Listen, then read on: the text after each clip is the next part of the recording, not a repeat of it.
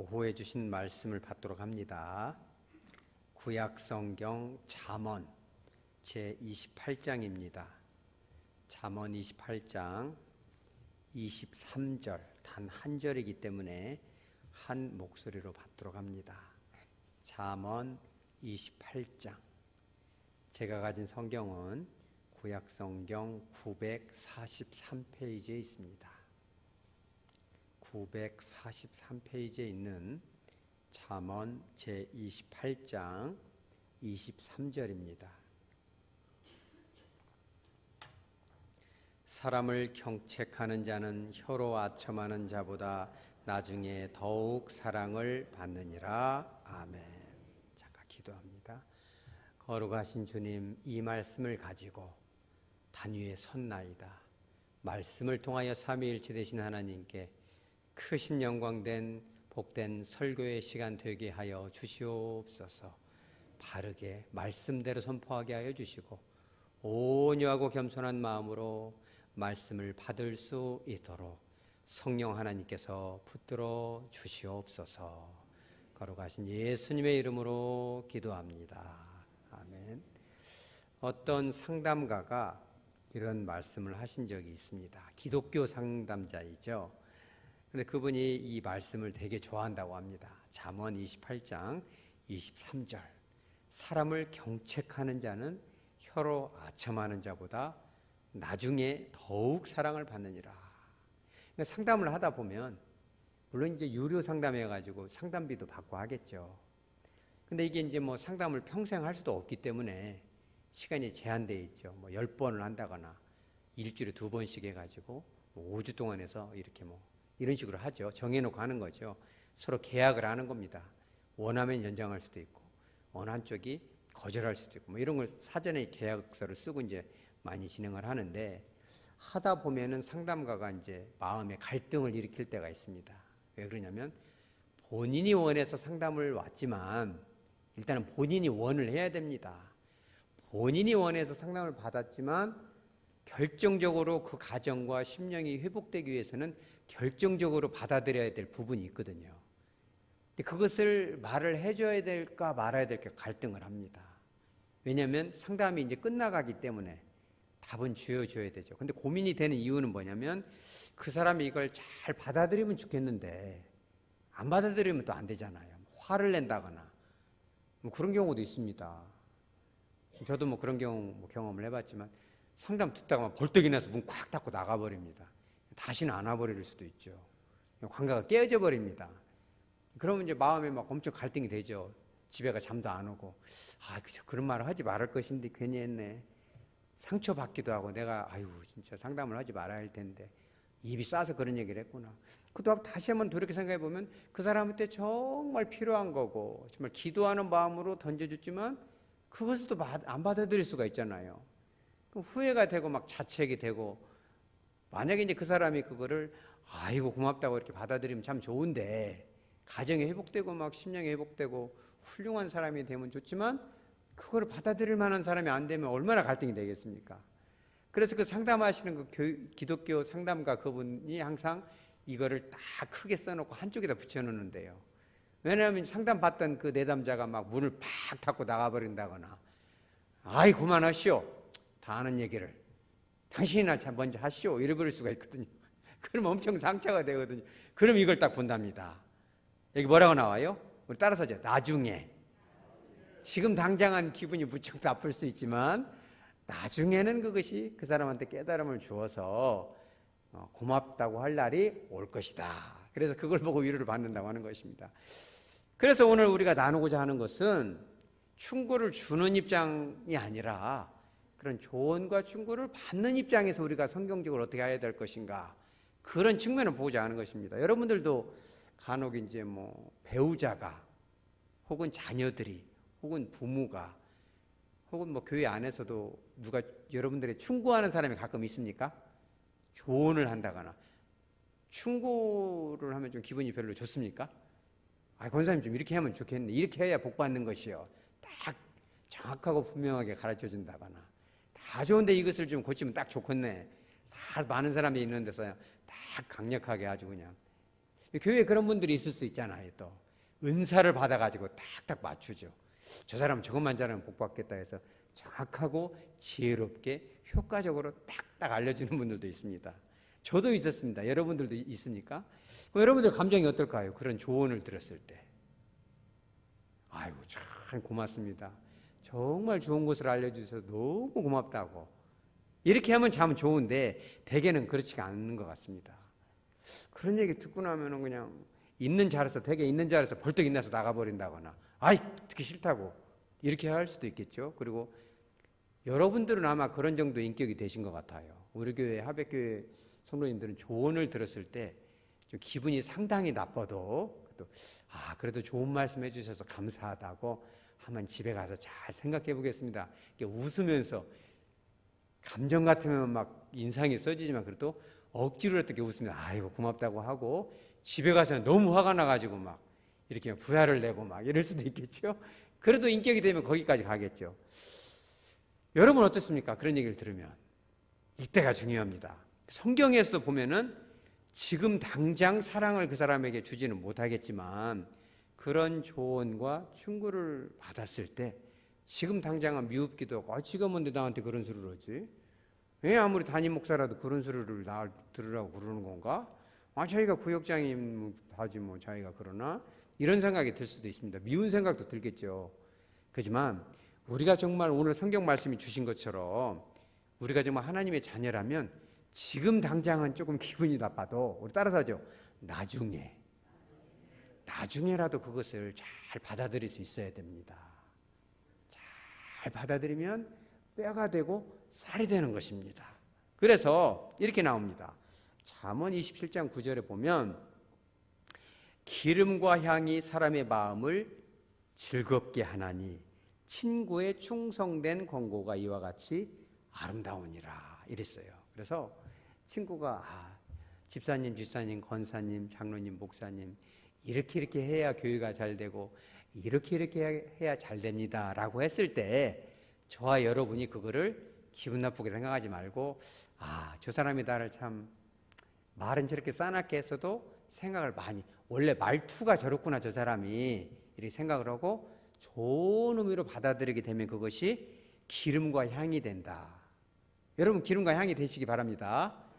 어떤 사람은 그 엘리베이터 같은 데 딱 타면 냄새가 향긋해요. 막 너무 진하면 머리가 아프잖아요.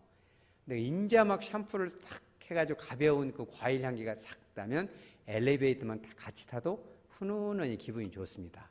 근데 어떤 사람은 막 그 소주를 마셔가지고 막걸리를 마셨는가 막 거기다가 두부김치 먹고 막 트름 꺽 하고 막 거기다 막 담배도 막 옛날 새마을 같은 거 있잖아요. 막 필터 안 달린 거 막 흐르는 펴가지고 막 꼬실꼬실하니 냄새가 숨만 쉬어도 막 고약하잖아요. 그죠?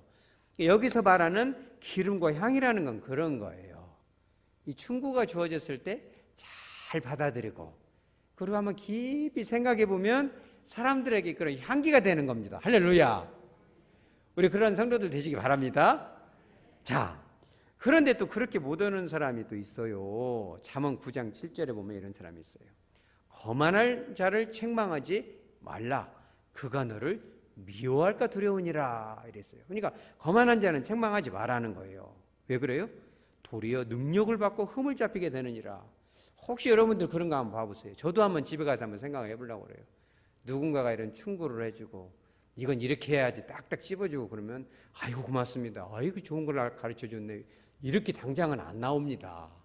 자꾸 지적해서 조금 잠깐만 얘기하면 좋은데 막 길게 얘기하고 그러면 막 나로 완전히 멸시하는 것 같고 굉장히 여러분 기분 좋으십니까? 아유 기분이 되게 안 좋죠. 근데 우리가 분명한 것은 내가 거만한 자가 될 것인가. 그래서 잠언 9장 8절 하반에 보면 이렇게 나옵니다. 우리 따라서 하죠. 지혜 있는 자를 책망하라. 그러면 그가 너를 사랑하리라. 그죠? 그러니까 지혜 있는 자는요, 충고를 준 사람을 깊이 사랑할 정도가 돼야죠. 그죠?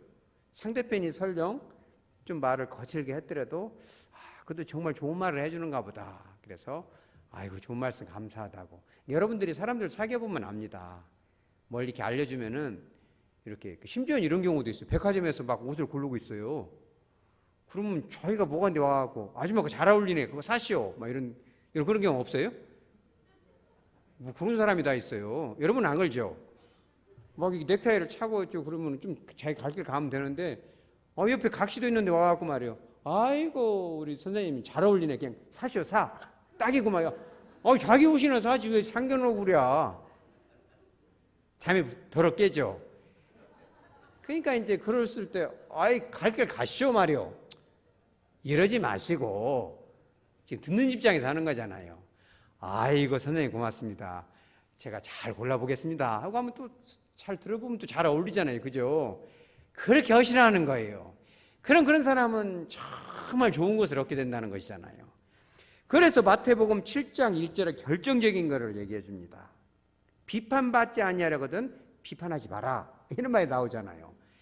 이것은 말이에요. 사실은 아예 그냥 충고하지 말라는 뜻이 아니에요. 네 눈에는 들보가 들었는데 왜 남의 눈에서 티를 빼려고 하냐.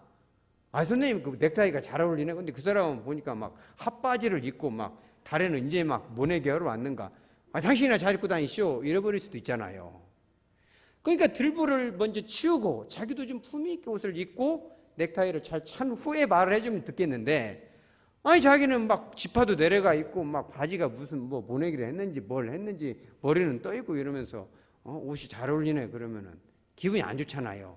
근데 우리는 우리 따라서 한 걸음 더 설령 그렇다 할지라도 내가 듣기에 전화 좀 잘하지 그냥. 근데 그것이 내 귀로만 들려야지 말을 하면 안 됩니다.